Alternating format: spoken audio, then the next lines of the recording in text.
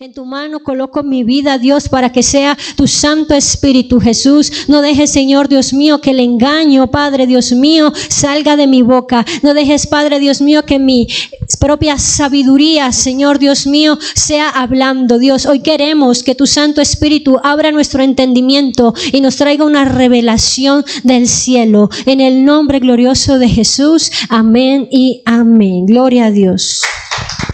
Abra su palabra en 1 Samuel 28. Dice Saúl y la adivina de Endor. Sí, después de un recorrido que hemos dado por la historia de Saúl y David, sí, de lo que hemos hablado de este hombre, ¿no? Desde que el pueblo pide rey y Dios entonces selecciona, ¿no? Y manda a Samuel a elegir a Saúl, y estuvimos viendo cómo su desobediencia, ¿no? Su torpeza, su necedad lo hizo ser desechado, y estuvimos viendo también cuando perseguía a David en el desierto, ¿no? Y toda esta parte, y hoy vamos a terminar ya.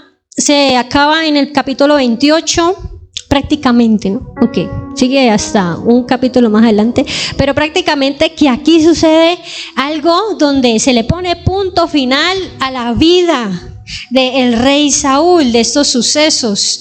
Y lo primero que me llama la atención al recordar, ¿no?, la comparación entre Saúl y David, es que Saúl viene de la tribu de Benjamín en Judá, y David de la tribu de Judá. Y vemos que Benjamín significa hijo de la diestra. Si la diestra es la mano derecha, el símbolo de poder, o lo que se pone a la derecha es símbolo de favor. Eso significa Benjamín, hijo de la diestra, ¿sí? Hijo del poder, hijo de lo que es diestro, de lo que es hábil, ¿sí? Porque la mano derecha es la más fuerte. Es la que empuña la espada. Por tanto, es el símbolo del poder de Dios, que se ilustra con las hazañas de su diestra y que libera al pueblo. Es lo que nos enseña la palabra de Dios, de lo que Dios hace con su diestra, de que hiere al enemigo, de que libera al pueblo, y que el hombre puede ser instrumento de esta poderosa mano.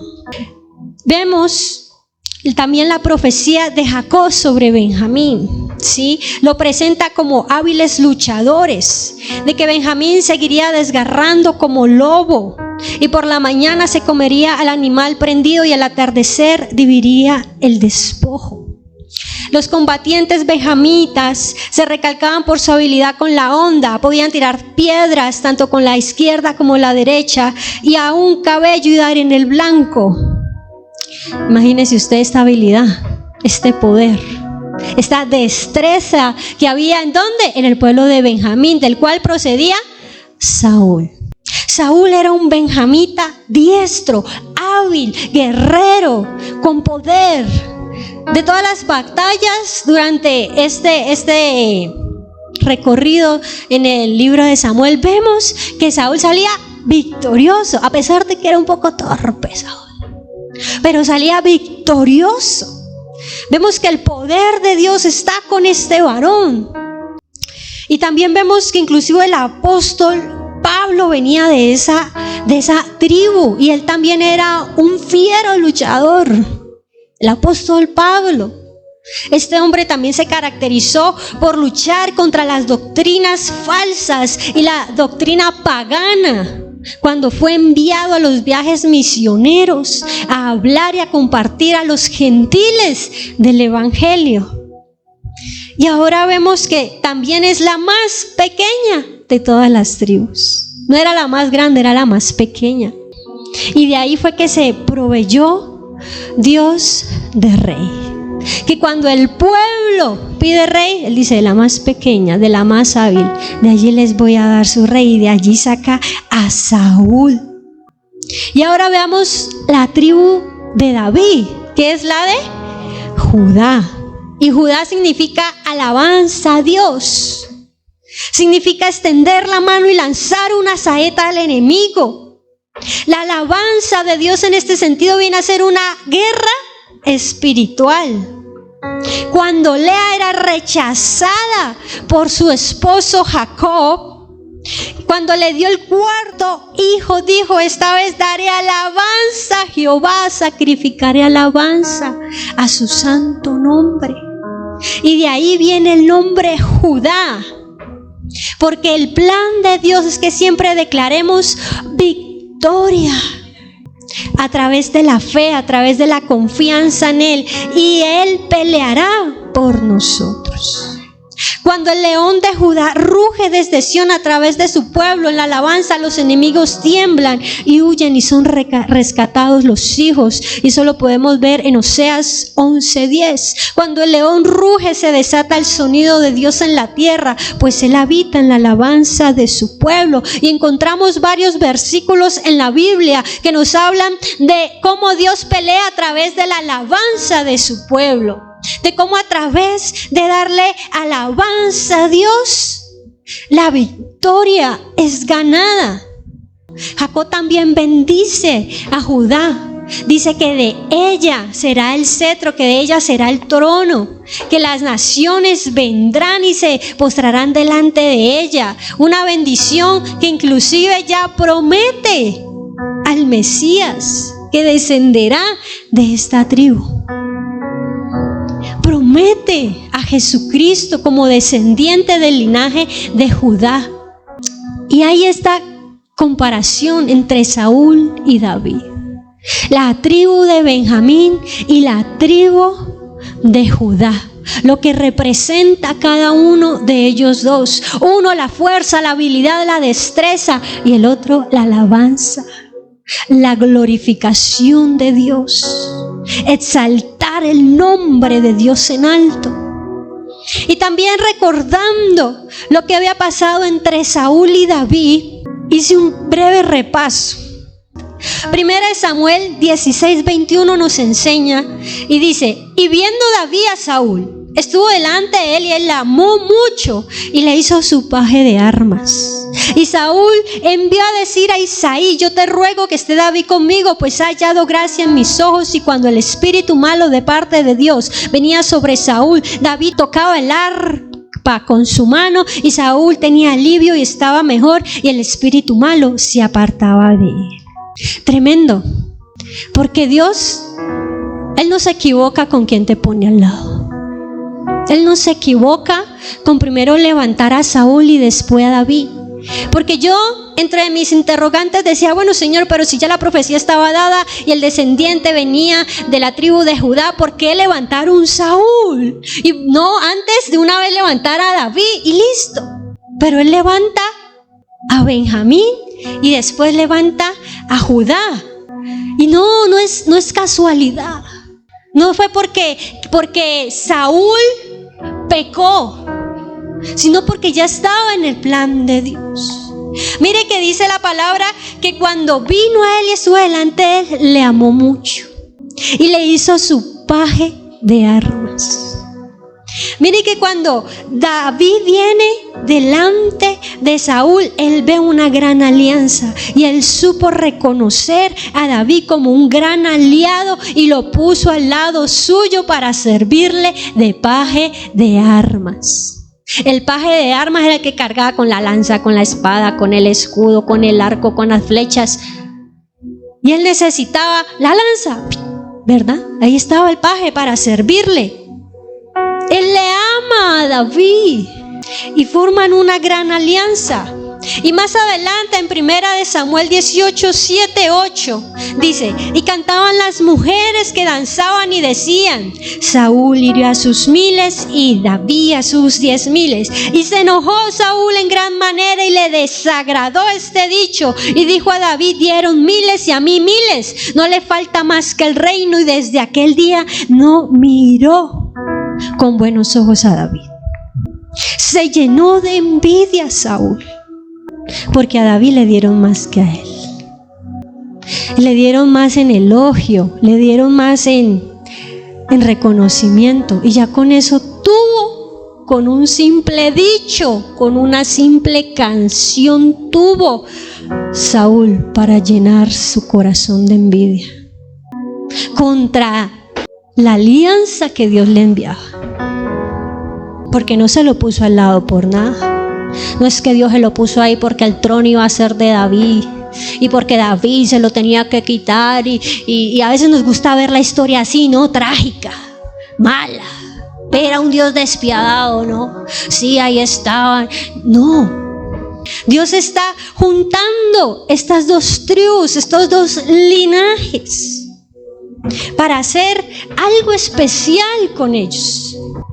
Pero al estar juntos, la más mínima tontería causó una rotura. Causó algo que desencadenó cosas feas, terribles. Porque ustedes ya saben la historia, no se las tengo que repetir. Saúl quería matar a David, lo odiaba. Y mire, por un simple dicho, por una simple danza.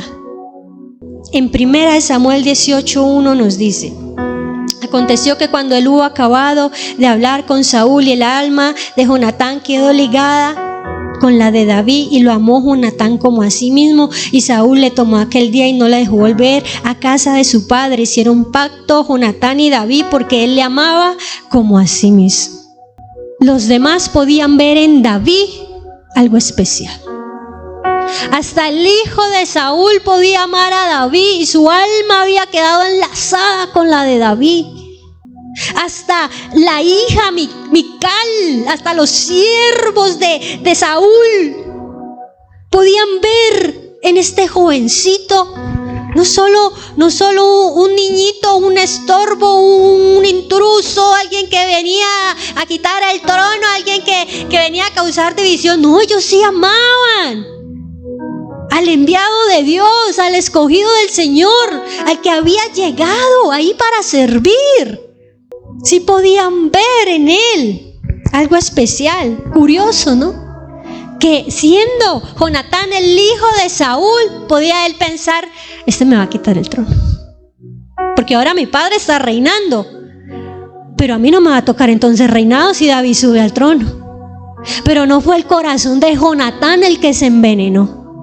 Fue el corazón de Saúl, en el que ya estaba la posición de rey. Saúl ya estaba en la posición de autoridad, y aún así su corazón se llenó de envidia.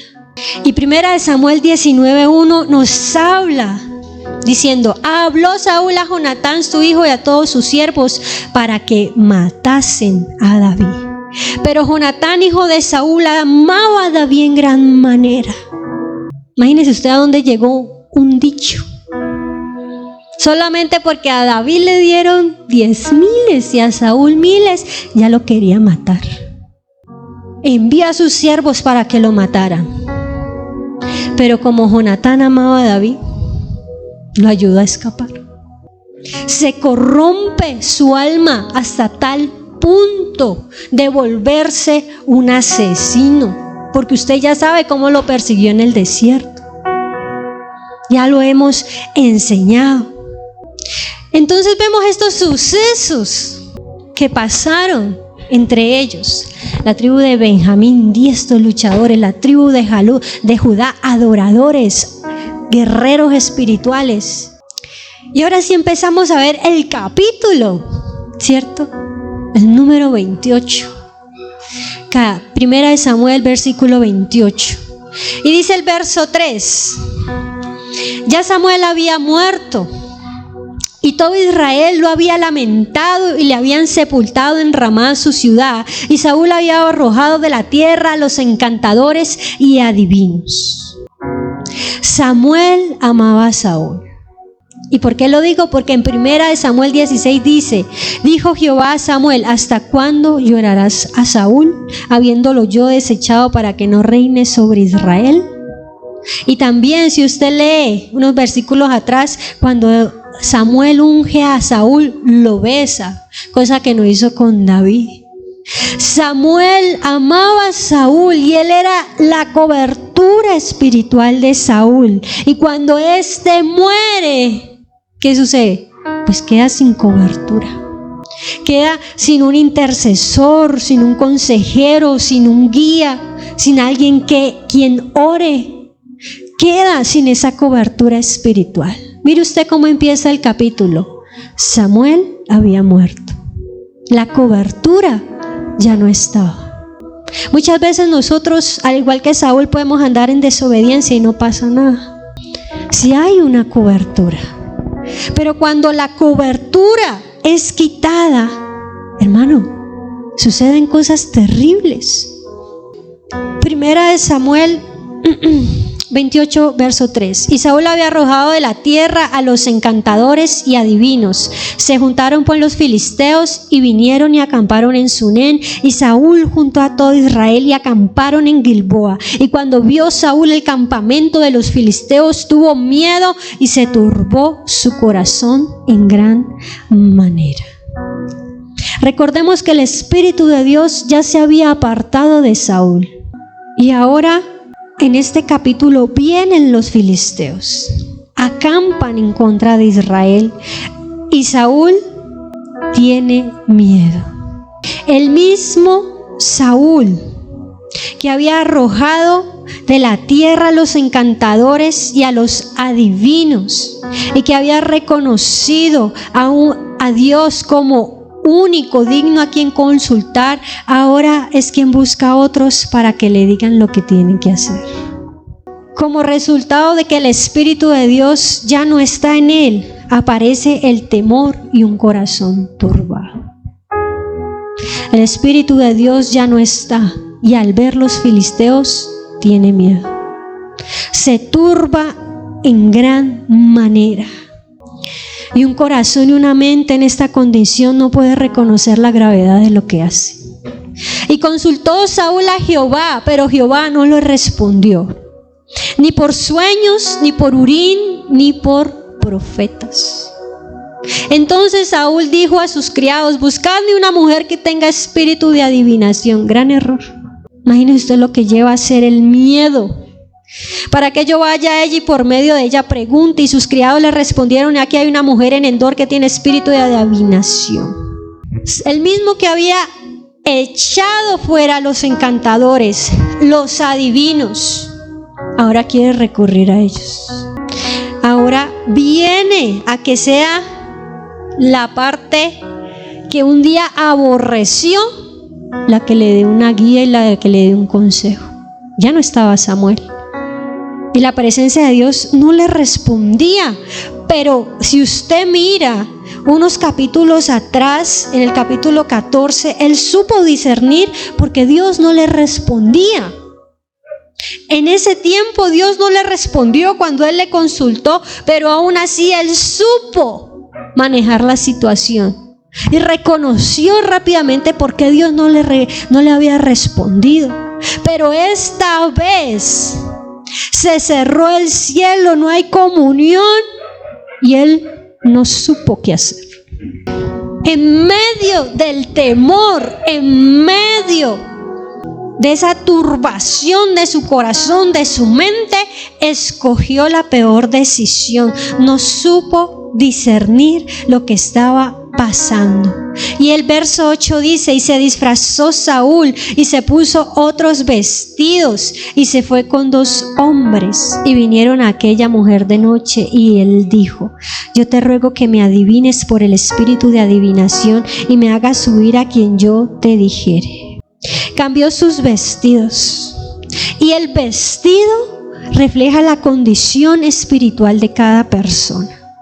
Al él quitar su ropa real, su ropa de rey, está deformándose, está cambiando ese vestido real por uno vil, por uno cualquiera. Se disfrazó. Hizo que la Biblia no dice que se disfrazó. Se puede haber disfrazado de mendigo, de extranjero. ¿De qué se disfrazó Saúl para que no lo reconocieran? Pues de algo muy contrario a lo que él era, de algo muy opuesto al rey que era, al rey que representaba. Deformó su condición espiritual al quitarse los vestidos reales. Claro, porque para ir a consultar las tinieblas, uno no puede ir con ropa real. Uno no puede ir vestido de lino blanco y resplandeciente. No, tiene que llevarse la vestidura sucia, rota, vieja, disfrazado. Y así hizo Saúl. Imagínense ustedes sin cobertura y sin el Espíritu Santo. ¿A dónde cae este varón? Verso 16 del mismo capítulo 28 dice: entonces Samuel dijo: ¿y para qué me preguntas a mí si Jehová se ha apartado de ti y es tu enemigo? Jehová te ha hecho como dijo por medio de mí, pues Jehová ha quitado el reino de tu mano y lo ha dado a tu compañero David. Como tú no obedeciste a la voz de Jehová, ni cumpliste el ardor de su ira contra Amalec, por eso Jehová te ha hecho esto hoy. Y Jehová entregará a Israel también contigo en manos de los filisteos, y mañana estaréis conmigo tú y tus hijos, y Jehová entregará también al ejército de Israel en mano de los filisteos. Cuando él va a consultar la divina, le hacen subir a Samuel, y esta es la respuesta de Samuel: ¿para qué me preguntas a mí si Jehová se apartó de ti? Qué consuelo, ¿no? Qué consuelo. Ahora Jehová es tu enemigo. Este varón turbado, desesperado, afligido, con miedo, y vea la palabra que le da: pues Jehová ha quitado el reino de tu mano y lo ha dado a tu compañero David. Y como tú no obedeciste, mañana vas a estar muerto, tú y tus hijos, y todo Israel también va a caer en la batalla. Cosa que no había sucedido antes, a pesar de la desobediencia de Saúl. Cosa que Dios no había entregado al pueblo, porque si de Dios era entregar al pueblo, pues en la primera desobediencia de Saúl cae. Y Saúl desobedeció 2 veces. Primero, él no esperaba a Samuel. Él tenía que esperarlo un cierto tiempo, y se desesperó tanto porque el pueblo le desertaba, que él mismo ofreció el sacrificio y le dice: Samuel, Saúl, locamente has hecho. Jehová hubiera confirmado tu reino para siempre. Esa fue la palabra del verdadero Samuel, cuando aún no había muerto Samuel. Ya tu reino no va a durar eternamente. Esa fue la palabra. No le dijo: y te vas a morir, y tus hijos, y va a desaparecer toda tu casa. Y no, porque aquí lo que dice este otro Samuel es duro. Y también en el capítulo 15 le había dicho Samuel: Jehová ha rasgado hoy de ti el reino de Israel y lo ha dado a un prójimo tuyo mejor que tú. Vuelve y le dice: se desgarró el reino, se dividió, te quité una parte del reino. Porque rasgar es eso, separar, dividir. Palabras que Samuel había dicho a Saúl, pero Saúl ya ni recordaba. Yo creo que ya ni recordaba qué le había dicho Samuel antes. Y en medio de su desesperación viene el enemigo, aprovechando su miedo, aprovechando su confusión, para decirle que no, que le iba a quitar el reino, no, que iba a caer a filo de espada a través de sus enemigos. Por su desobediencia y falta de temor a Dios y necedad, llevaron a Dios a rasgar el reino de Israel y a escoger otro rey. Samuel nunca le dice que moriría por desobedecer, solo que su reino no sería eterno, y dividió y separó y rasgó el reino. Rasgó el reino. Porque si usted se da cuenta o lee más adelante, el reino de Israel se divide en 2 reinos: el reino de Judá y el reino de Israel. Judá se queda con la de Benjamín, y las otras tribus forman el reino de Israel. Entonces seguimos leyendo y dice, entonces el verso 20: entonces Saúl cayó en tierra, cuán grande era, y tuvo gran temor por las palabras de Samuel, y estaba sin fuerzas, porque todo aquel día, aquella noche, no había comido pan. Perdió las fuerzas. Saúl tuvo miedo, se fue a consultar a quien no tenía que consultar, pierde las vestiduras y ahora pierde las fuerzas. Perdió todas sus fuerzas, se debilitó, quedó indefenso ante las palabras que el enemigo le había dado. de muerte. Nosotros como cristianos sabemos que si el diablo viene a decirte: te voy a matar, te voy a destruir, te voy a quitar, te voy a dañar, tú le vas a decir: no, diablo, qué pena, qué pena. Pero aquí el único que tiene la última palabra es Dios, no tú. Triste como termina la vida de Saúl. Triste. Y es más, los filisteos ni siquiera lo alcanzan a él y lo matan. Él mismo se suicida. Él mismo se quita la vida. Tiene tanto miedo. Y usted lee en el capítulo siguiente, es que no puedo ponerle todos los versículos. Usted lee en el capítulo siguiente que él, viendo que los flecheros ya se acercaban, tuvo tanto miedo que le dijo esto al escudero: mátame tú, para que estos incircuncisos no me vengan a escarnecer, mátame tú. Y el escudero tuvo tanto miedo que le dijo: no, yo no te voy a matar. Así que, viendo que no había quien, él mismo se echó sobre su espada. Él mismo. Ya no había fuerza, ya no había esperanza en este varón. Ya no había, para él ya ese era el fin. Yo no sé ni para qué fue la batalla. Como por cumplir, porque si usted lee más adelante que la divina y los hombres que estaban con él le dicen: ven, levántate, come. Y él le dice: no, pero ellos insisten y él les hace caso. A Saúl siempre lo persiguió, fue su defecto, su error, que siempre le hacía más caso al pueblo, que siempre le hacía más caso a los demás sobre lo que tenía y qué no tenía que hacer. ¿Sí recuerda la prédica?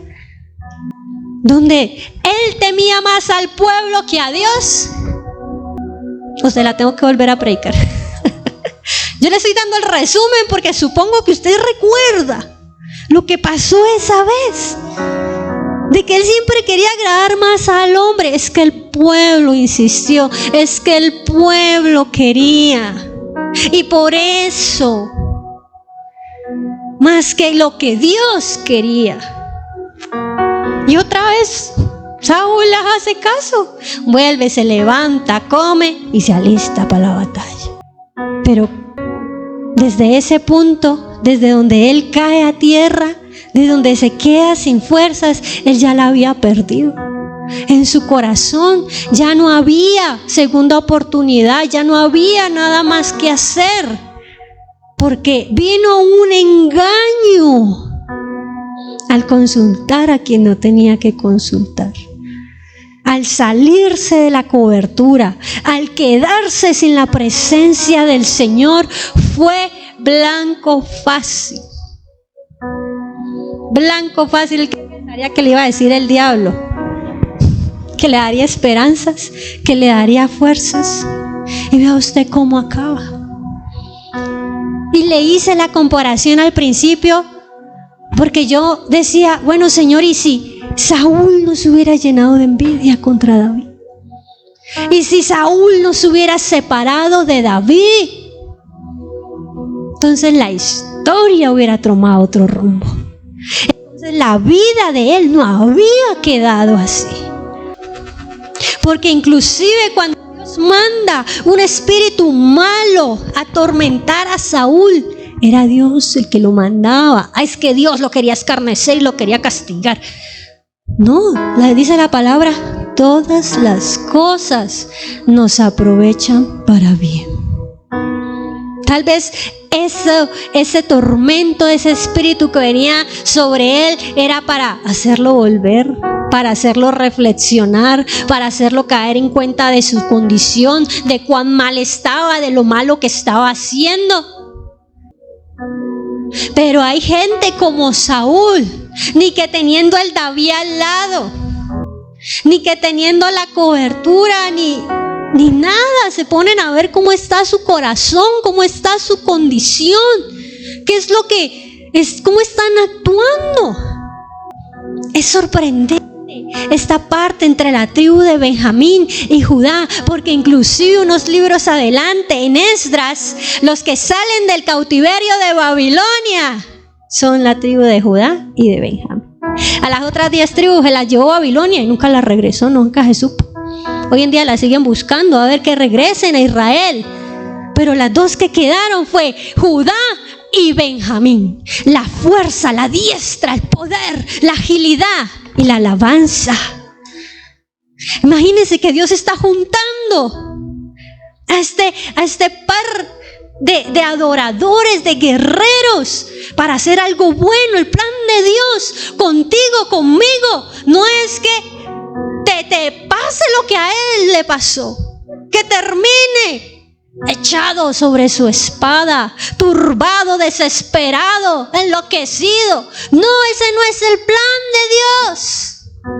El plan de Dios es bueno, es agradable. Por eso Él está juntando gente que se acopla, gente que te sirve de escudero, gente que te sirve de paje de armas, gente que sabe tocar el arpa y hacer huir lo que te atormenta.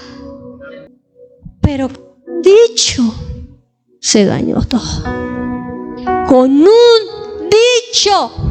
Y a David le dieron 10,000 y a Saúl 1,000. Y dijo Saúl: no le falta sino el reino.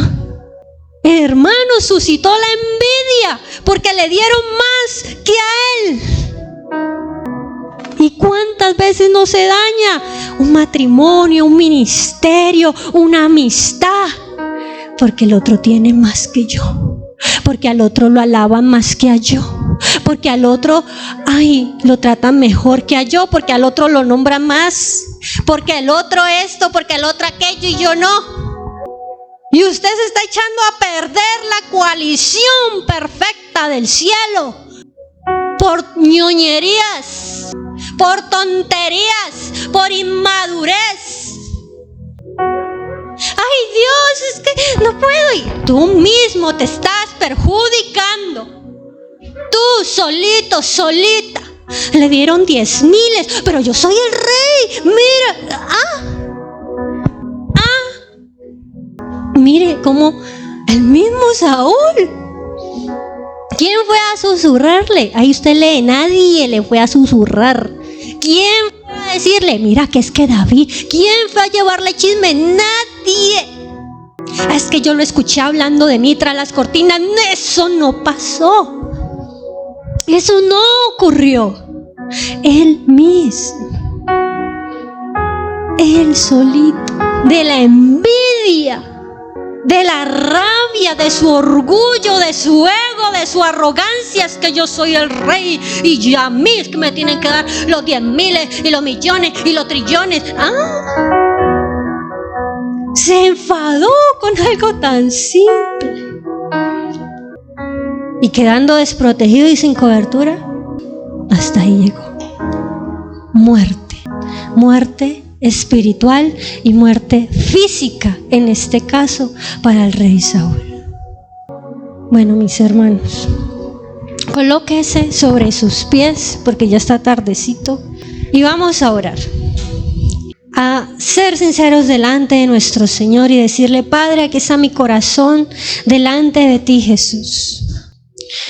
Señor, sabemos que tú eres bueno y que tus planes son buenos. No podemos dejar engañarnos de la serpiente. No podemos dejar engañarnos, Señor, Dios mío, de falsas voces, Señor. No podemos, Dios mío, salirnos de tu plan.